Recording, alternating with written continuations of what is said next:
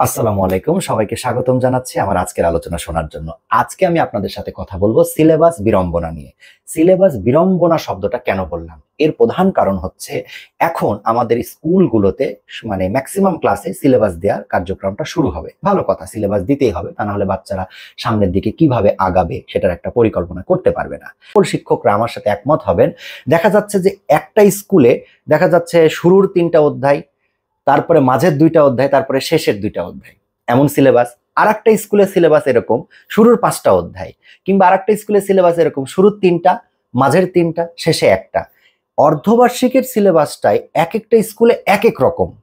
এতে এখন আপনারা বলবেন যে যে স্কুল তার তার মতো করে মূল্যায়ন নিবে। হ্যাঁ, নিক, কোনো সমস্যা নাই।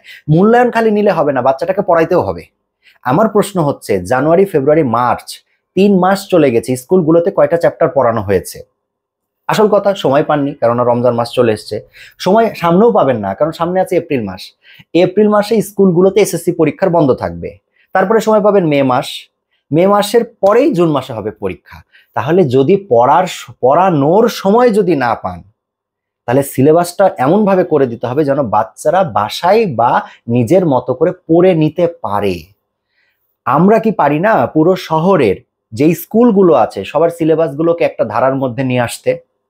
একটু ভেবে দেখেন সম্মানিত অভিভাবকবৃন্দ এবং শিক্ষকবৃন্দ, আপনাদের সবাইকে রিকোয়েস্ট করছি, একটু ভেবে দেখেন আমরা কি পারি না যে আমার শহরে যে স্কুলগুলো আছে সেই স্কুলের অর্ধবার্ষিক পরীক্ষার প্রত্যেকটা সাবজেক্টের সিলেবাসগুলো সেম হোক।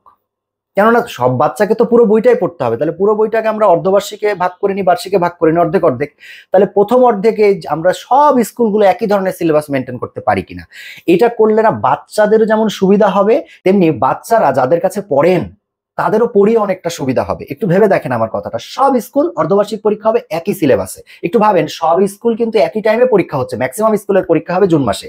তাহলে সবাই একই টাইমে পরীক্ষা দিবে, একই বইয়ে দিবে, কিন্তু এই বিশৃঙ্খল সিলেবাসে কেউ পড়বে শুরুর 3টা, কেউ পড়বে মাঝের 2টা, কেউ শেষের 2টা, কেউ শেষের একটা। এতটা এলোমেলো হয়ে যায় যে বাচ্চাদেরকে সমন্বিতভাবে শেখানোটাও অনেক কঠিন।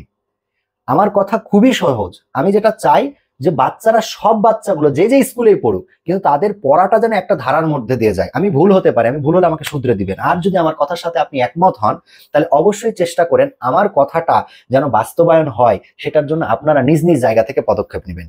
সবাই ভালো থাকবেন, সুস্থ থাকবেন। আল্লাহ হাফেজ।